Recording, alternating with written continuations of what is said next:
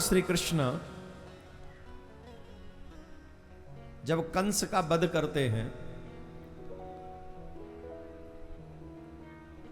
कंस की दो पत्नियां थी, अस्ति और प्राप्ति। दोनों जरासंध की पुत्री थी। अगर आपके आगे कहीं जगह बची है तो थोड़ा थोड़ा पीछे वाले जो बैरिंग के पीछे है ना, थोड़ा थोड़ा आगे खिसकाओ। पीछे कार्यकर्ता प्रयास कर रहे हैं क्योंकि अभी बहुत बड़ी संख्या में श्रोता आ रहे हैं। तो अगर आपके आगे थोड़ी भी जगह हो या पर्स आपने अलग रखा हो तो उसे गोद में रख ले। जो पीछे की रो में बैठे उनसे कह रहा हूं थोड़ा थोड़ा आगे खिसका हुआ। मैं आगे वालों से नहीं कह रहा हूं, नहीं तो तुम मंच पे ही आके बैठ जाओगे। और तैयार बैठे हैं, और वो जो लास्ट में आएंगे वो देखना कहां कहां तक बैठेंगे। तो इसलिए आपका धन्यवाद है। तो जो पीछे हैं वो थोड़ा थोड़ा आगे खिसकाएं, लेकिन आवाज कोई ना करे, कथा चलने दें। हम यह कथा सुनने आए हैं ना, तो थोड़ा थोड़ा खिसक जाएं, लेकिन शांति के साथ। प्यारे,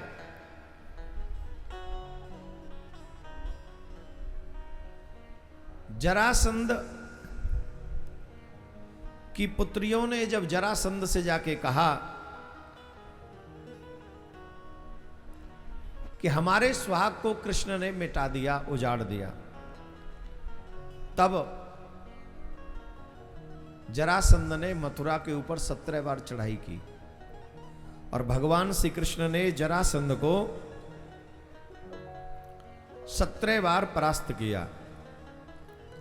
18वीं बार सेनापति बनाकर कालियवन को भेजा, और कालियवन को जब भेजा तो ब्राह्मणों को बंदी बनाकर कहा कि तुम मेरी विजय के लिए यज्ञ करो।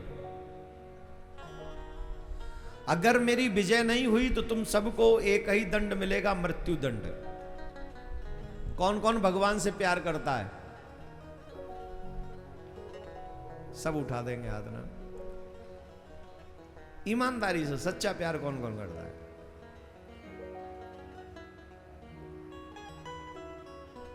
हमारी प्रॉब्लम जानते हो क्या है? हम कृष्ण को मानते हैं, कृष्ण की नहीं मानते। हम राम को मानते हैं पर राम की नहीं मानते। हम भागवत सुनते हैं पर भागवत की नहीं सुनते। हम रामायण को सुनते हैं पर रामायण की नहीं सुनते। उन लोगों में एक विशेष गुण है,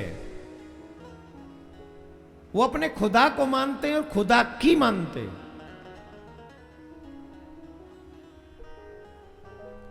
आपका प्रेम तभी सार्थक होगा जब आप कृष्ण को मानो और कृष्ण की मानो।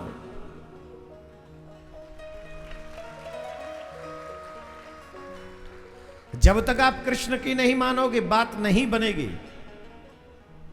कहते तो हम धर्मात्मा हैं और करते मनमानी हैं। हम धर्म का अर्थ भी अपने अनुसार करते हैं। आप कहेंगे कैसे करते? हम तो नहीं करते। करते हैं साहब।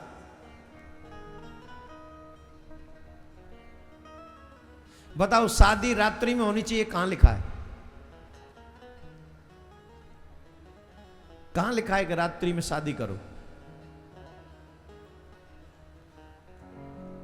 और मान लो कि हम रात्रि में शादी करें, होटलों में शादी करें, जिन होटलों में मांस खाया जा रहा है, जीव हत्या हो रही है, मदिरा पान हो रहा है, हर 2 नंबर का काम होटलों में होता है, वहां हम अपनी बेटी के लिए वेद मंत्रों का उच्चारण करवा रहे हैं। बताइए कैसा बेटी का घर बसेगा? यह हिंदुओं को सोचनी चाहिए बात। पहला फोकस इस बात का होना चाहिए कि हमारी बच्ची की भामर गोधूली बेला में पड़े, सूर्य के रहते रहते हमारी बच्ची की भामर पड़ जाए। और दूसरा विषय यह होना चाहिए कि मेरी बेटी का विवाह पवित्र स्थान पर होना चाहिए, जहां वेदों का सम्मान बढ़ता हो, ऐसी जगह पे।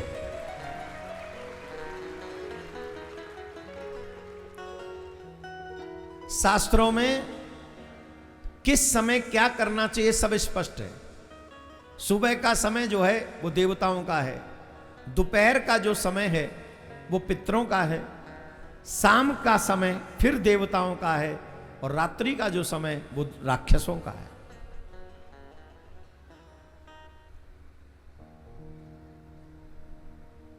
मेरे कहने का मतलब समझने का प्रयास कर रहे हो कि नहीं कर रहे हो? नहीं कर रहे? सुबह और शाम देवताओं का है, दोपहर पितरों का है, रात्रि आसुरी बेला कही गई। बताइए, रात में कथा होती है कहीं? रात में सत्यनारायण कथा होती है कहीं? रात्रि में कहीं यज्ञ होता है? जवाब देते जाओ, हाँ ना बोलो। रात्रि में यज्ञ होता है? रात्रि में कोई वेद पाठ सुनाता है? तो फिर रात्रि में विवाह कैसे हो जाएगा? नामकरण संस्कार होता है रात में? जवाब दीजिए। तो अंतिम संस्कार भी नहीं होता रात में। तो एकमात्र विवाह संस्कार आप रात्रि में कर रहे हो। मेरी बात को सिर्फ शिक्षा की दृष्टि से सुनना। मैं आपके ऊपर कोई प्रश्न चिन्ह नहीं लगा रहा हूं, लेकिन जिस बेटी के विवाह में 15-20 करोड़ रुपए आप खर्च कर रहे हो, उस बेटी का घर 15-20 महीने भी ना चले, उसके जिम्मेदार बच्चे नहीं, हमारी अज्ञानता है। शराबियों को बुला लेंगे, आ जाओ भाई साहब, बेटी की शादी है। आ गई शराबी। और सर आज मेरे यार की शादी है, खुद 75 साल का बुढ़ा नाती की शादी में आया, आज मेरे यार की शादी। ये यार है तेरा?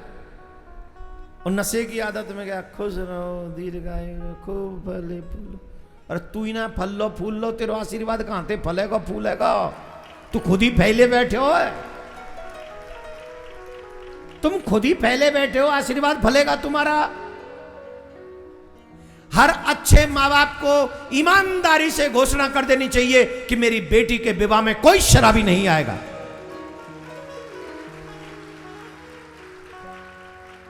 अरे तुम्हें शादी के बाद दे दो ना रिसेप्शन, तुम्हें पिलाना खिलाना कुछ करना है तो बाद में मरो, कौन रोक रहा?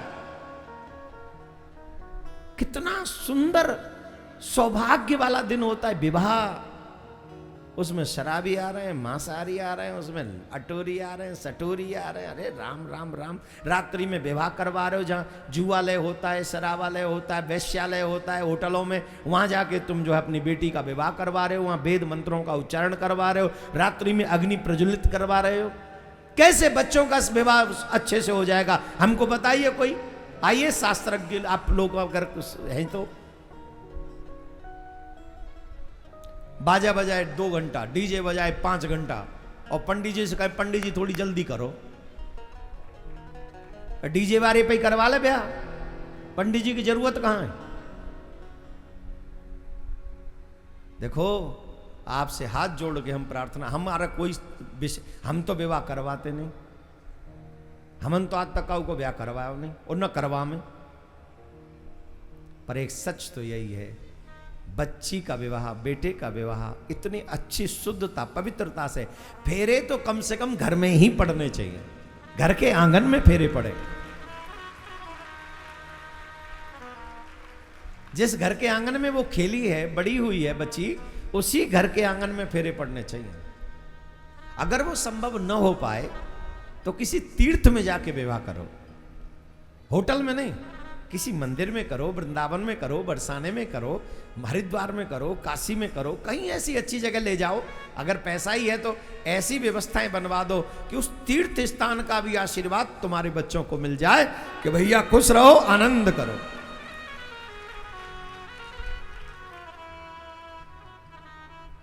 हम लोग धर्म को अपने मुताबिक नहीं चला सकते। धर्म बहुत सूक्ष्म है उसका वर्णन, लेकिन उसे जानने से ही धर्म की बातें हम समझ में आएंगी। अब देखो कितने लोग हैं 6 दिन कितने लोग ऐसे बोलते हैं मंगलवार वाले दिन में हाथ नहीं लगाता, लहसुन प्याज भी नहीं खाता। क्यों? अरे राम राम राम, मैं मंगलवार का व्रत रखता हूँ। जय जय जय हनुमान गोसाई कृपा करो, गुरुदेव के नाही संकट कटे मिटे सब पीरा, जो सुमेरे भूत प्रताप निकट नहीं भूत। मंगलवार वाले दिन शुद्ध वैष्णव 100% विदाउट प्याज लहसुन, और बुधवार को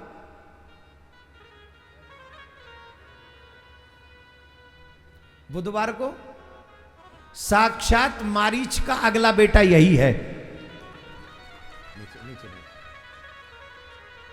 शराब पिलवा लो, मांस खिलवा लो, घुमवा लो, जुआ खिलवा, हर काम करवा लो बुधवार के दिन, बस मंगलवार वाले दिन नहीं करेगा। अब ये कौन सा धर्म है? किसने बताया? ये धर्म कहां से आया? इसे हम धर्म कहेंगे? ये धर्म नहीं है। हनुमान जी मंगलवार को भी देख रहे, हनुमान जी बुधवार को भी देख रहे, हनुमान जी शनिवार को भी देख रहे, हनुमान जी हर बार को देख रहे, हनुमान जी तब भी देख रहे हैं जब तुम सो गए हो, तब भी तुम्हें देख रहे हैं। मेरा भक्त सो रहा है, इसकी रक्षा मुझे करनी है। किसी भी समय, किसी भी दिन ऐसी स्थिति मत बनाओ कि हनुमान जी तुम्हें देखें तो तुम पे संकोच आ जाए कि ये मेरा भक्त है। राम जी तुम्हें देखे तो ये मेरा भक्त है। उन्हें लज्जा नहीं आनी चाहिए तुम्हारे ऊपर, इसलिए अच्छे बनो, यही धर्म सिखाता है। अगर भगवान के भक्त हो तो इस बात को सीखो। बताइए भगवान का प्रादुर्भाव किसके लिए हुआ? हम लोग, आज मैं उस जगह गया था जहां पे दानवीर शीश के दानी ने सुबह मैं गया वहां, तुम्हें बिना बताए गया। अगर मैं कल बता दे जाता तो आधे से ज्यादा लोग वहीं मिलते। हालांकि फिर भी कुछ मिल गए वहां, कुछ फिर भी मिल गए, पर मैं वहां सुबह दर्शन करने के लिए गया जहां बब्बरीक जी ने अपने सर का दान किया और उस पीपल के वृक्ष का भी दर्शन किया, जिस पीपल के वृक्ष के पत्तों को बब्बरीक जी ने एक ही बाण से छेद के ठाकुर जी के चरण तक, क्योंकि ठाकुर जी, हमारे ठाकुर जी बड़े वैसे हैं ना, टेढ़े, एक पीपल के पत्ते को पैर के नीचे रख लिया था, वो बाण वहां भी पहुंच गया था। हटाओ, ठाकुर जी समझ गए थे एक ही दिन नहीं, एक ही क्षण में ये सुपड़ा साफ कर देगा सबका।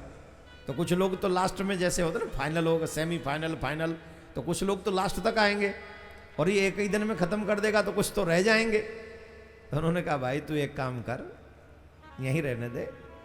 अरे मैं तो महाभारत का युद्ध देख रहा हूँ, चल यहाँ लग जा, महाभारत का पूरा युद्ध देख। और शीश का दान लिया श्री बब्बरीक जी से। आज उस पवित्र स्थान पर हम गए, हमने उनसे भी प्रार्थना की, मैं श्याम सुंदर का दीवाना हूँ, मैं कृष्ण का दीवाना हूँ, मैं गोविंद का दीवाना हूँ, और आप भी श्याम के दीवाने हो, इसीलिए भगवान ने अपना नाम आपको दिया है।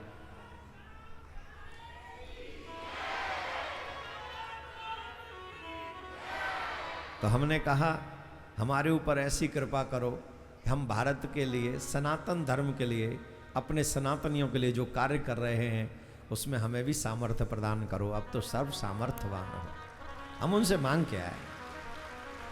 अब जितने भी श्याम प्यारे के दीवाने हैं ना, उन सब की जिम्मेदारी बनती है कि खाटू श्याम बाबा की नाक का सवाल है। अब हम सबको एक साथ खड़े होकर, एक स्वर में खड़े होकर अपने धर्म की रक्षा के लिए, अपने स्वार्थ, अपनी मैं, अपना ईगो सब छोड़कर ऐसा कार्य करें जिससे हमारे कन्हैया का भी कार्य सिद्ध हो और खाटू श्याम बाबा भी कहें कि मेरे भक्त आज भी इस कार्य में लगे हुए हैं। बोलो राधे राधे।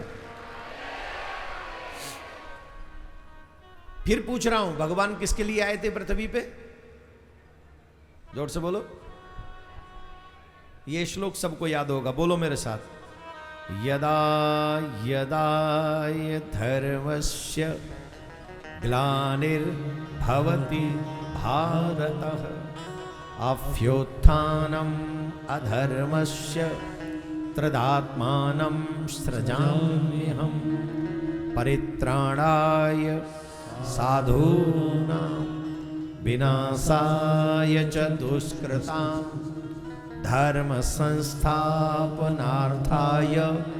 संभवामि युगे युगे।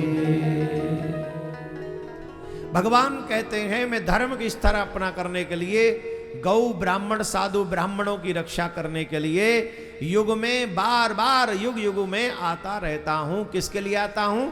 धर्म की जोर से बोलिए, धर्म की। धर्म प्रचारित कहां से होता है? धर्म आगे कहां से बढ़ता है? धर्म आगे बढ़ता है गौ माता से।